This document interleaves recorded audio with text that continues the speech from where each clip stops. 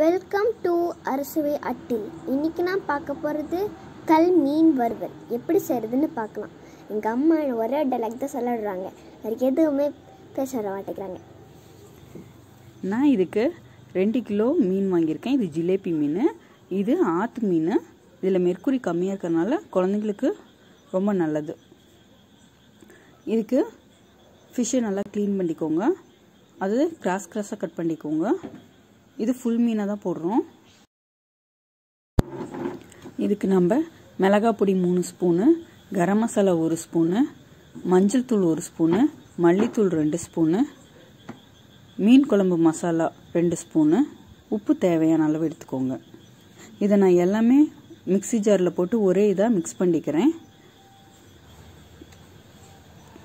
இதுக்கு அடுத்து நான் 2 கிலோ மீனுக்காக 2 டேபிள் ஸ்பூன் இஞ்சி பூண்டு பேஸ்ட் போட்டுக்கிறேன்.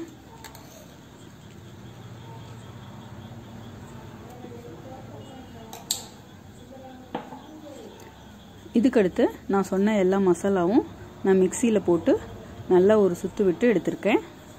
இதை நம்ம இதோட ஆட் பண்ணிக்கலாம்.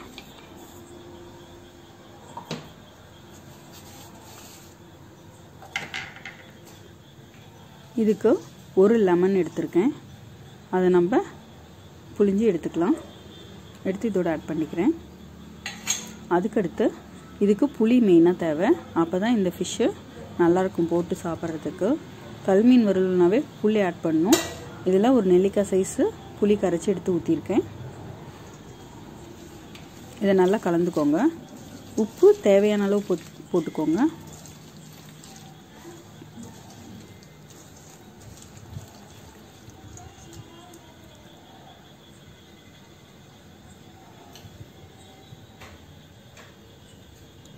இது நல்லா கலந்தாச்சு. இதில் உப்பு கொஞ்சம் கம்மியாக இருக்கிறதுனால நான் இன்னும் கொஞ்சம் உப்பும் போட்டுக்கிறேன். ப்ளஸ் இதில் ஆயில் 1 ஸ்பூன் சேர்த்திருக்கேன். அது ஏன்னா அப்போ தான் நம்ம பேஸ்ட் மீனோட நல்லா ஒட்டும். நம்ம தோசைக்கல்லில் போட்டு எடுக்கிறதுக்காக நான் இந்த ஆயிலில் ஆட் பண்ணியிருக்கேன். இதே எண்ணெயில் பொரிக்கிற மாதிரி இருந்தால் நம்ம ஆயில் சேர்த்த தேவையில்ல, அப்படியே கலந்துக்கலாம். இதில் நான் 1 ஸ்பூன் என்ன பண்ணியிருக்கேன், ஆயில் சேர்த்திருக்கேன்.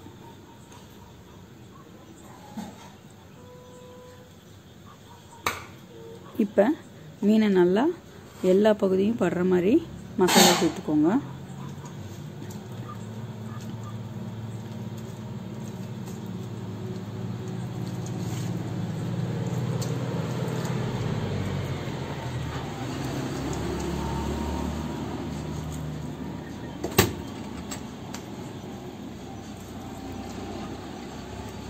ஃபுல்லாக சேர்த்துணும்.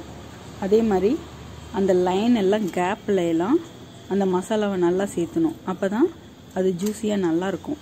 இல்லைன்னா மேலே மட்டும் ஸ்பைஸியாக இருக்கும், உள்ள காரம் ஏறாது.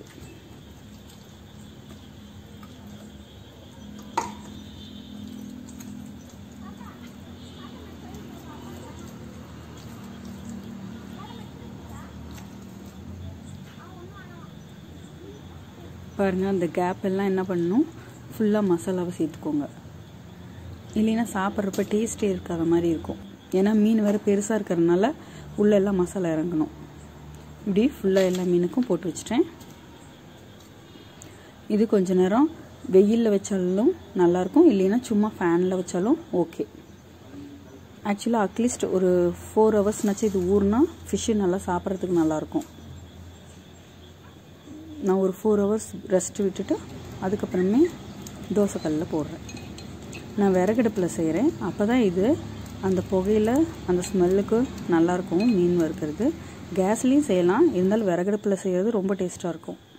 அந்த அனலில் வச்சு வேகிறப்ப ரொம்ப நல்லாவே வேகும், நல்லாவும் இருக்கும்.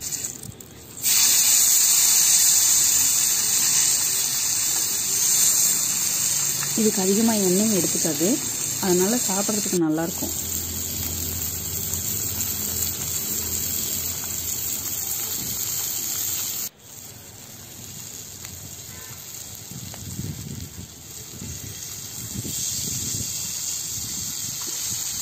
நல்லா திருப்பி எடுத்துக்கோங்க.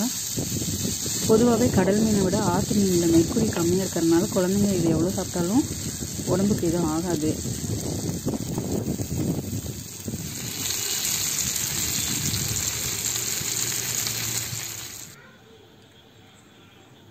இந்த ஃபிஷ்ஷை தோசைக்கல்லில் போடுறதுனால அதோட அடிப்பகுதியும் மேல் பகுதியும் நல்லா வேகணும். அதனால் நல்லா திருப்பி போட்டுக்கோங்க. இது அடிப்பகுதி வேகிறதுக்காக நான் இது சென்ஸாக போட்டிருக்கேன். அப்போ தான் நல்லா வேகும் நடுவில். இல்லைன்னா உள்ளே வேகாது, மேலே மட்டும் வெந்திருக்கும்.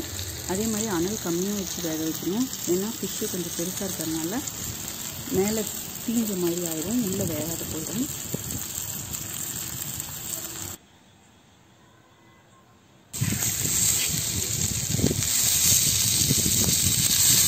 முக்கால்வாசி வெந்துருச்சு. இதில் நான் லாஸ்ட்டாக கொஞ்சம் வெங்காயம் கட் பண்ணி போடுறேன், கருவேப்பிலையும் போடுறேன். இன்னும் கொஞ்சம் எண்ணெய் லைட்டாக ஊற்றிக்கிறேன், ஏன்னா ஃபிஷ்ஷையும் வேகணும். அதுக்காக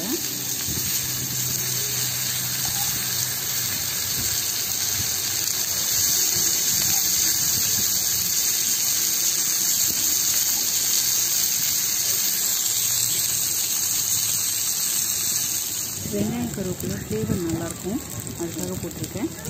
இப்போ ஆல்மோஸ்ட் டன்.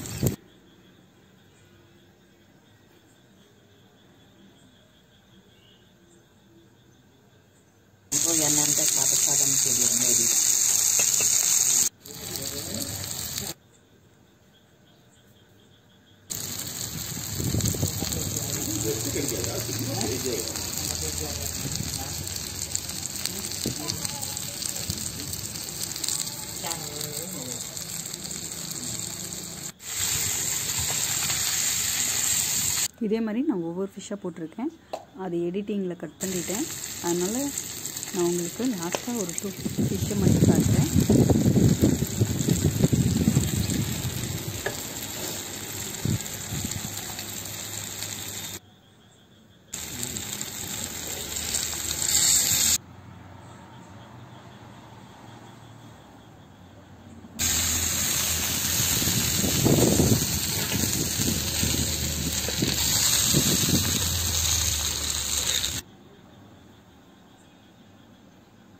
நம்ம இப்போ இதை பிளேட்டுக்கு மாற்றிக்கலாம்.